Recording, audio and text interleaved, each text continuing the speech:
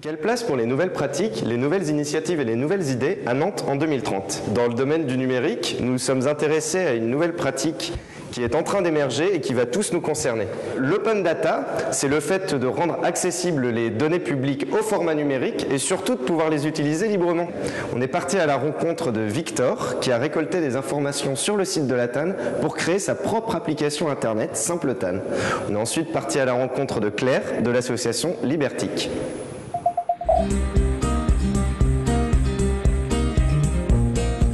Simple TAN est un site que j'ai créé en fin 2010 pour consulter ses horaires de bus et de tramway à Nantes. C'est un site avec une interface très minimaliste où il y a vraiment juste l'information qu'on cherche. Il suffit de choisir sa ligne. Donc ici on a des bus, des trams qui arrivent. Donc on choisit sa direction et l'arrêt auquel on est. On valide et on aura directement les horaires qui arrivent. Donc là on voit prochain tramway dans moins d'une minute.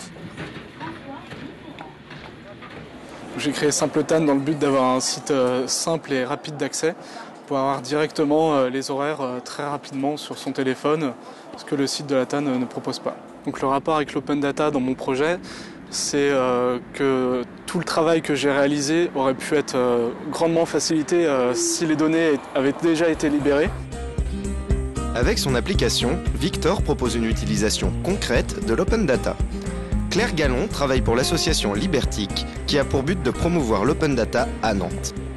L'open data, c'est la mise à disposition d'informations sous des critères spécifiques qui garantissent que chacun peut avoir accès aux données et les réutiliser. Et ça concerne aussi bien les chercheurs, les étudiants, les journalistes qui veulent avoir accès à de l'information, à des statistiques sur le territoire, mais également des développeurs qui veulent créer des services à partir des données, et les citoyens qui peuvent avoir accès aux données financières ou à des infrastructures dans la ville. L'open data, c'est la mise à disposition d'informations des services de la ville. Et par exemple, savoir quel jour sont ramassés les cartons, comme on le voit ici, ça peut être intéressant pour les personnes qui viennent d'emménager et qui ont des cartons à sortir. Est-ce que vous vous souvenez que c'est aujourd'hui le ramassage des cartons ? Ça peut être également la qualité de l'air dans la ville. Pour les asthmatiques aussi, c'est intéressant. Donc c'est toutes ces informations qui sont désormais disponibles sur le site data.nantes.fr. À Nantes, l'histoire est encore récente. La plateforme Open Data a été lancée en novembre 2011. Donc là, typiquement, on est sur la plateforme Open Data de la ville de Nantes. Il suffit d'aller sur la section données.